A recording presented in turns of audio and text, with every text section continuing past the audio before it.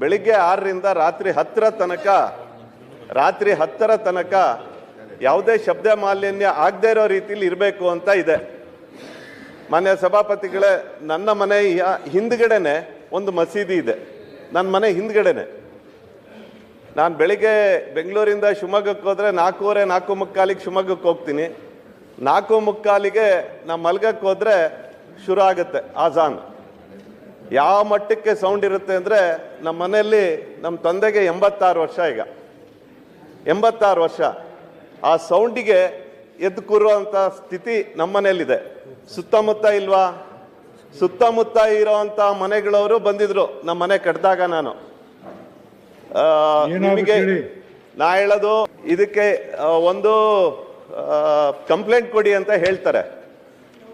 ಮಾನ್ಯ ಸಚಿವರೇ, ಯಾರು ಕಂಪ್ಲೇಂಟ್ ಹೋಗಿ ಕೊಡ್ತಾರೆ? ಯಾರಿಗೆ ಧೈರ್ಯ ಇದೆ ಹೇಳಿ? ಇವತ್ತು ಆ ಸ್ಥಿತಿ ಇದೆ. ಇವತ್ತು ಸೌಂಡ್ ಜಾಸ್ತಿ ಆಗ್ತಾ ಇದೆ. ಆ ಸೌಂಡ್ ಜಾಸ್ತಿಗೆ ನೀವು ತಗೊಂಡಿರುವಂತ ಕ್ರಮ ಏನು? ಮಾನ್ಯ ಸಭಾಪತಿಗಳೇ, ಇನ್ನೊಂದು ವಿಷಯ ಹೇಳಿ ಮುಗಿತು. ನೀವು ನಮಗೆ DJ ಹಾಕ್ಬಾರ್ದು ಅಂತ ಗಣಪತಿ ಹಬ್ಬದ ಸಮಯದಲ್ಲಿ ಹೇಳ್ತೀರಾ. ಒಂದೇ ಒಂದು ಆರ್ಡರ್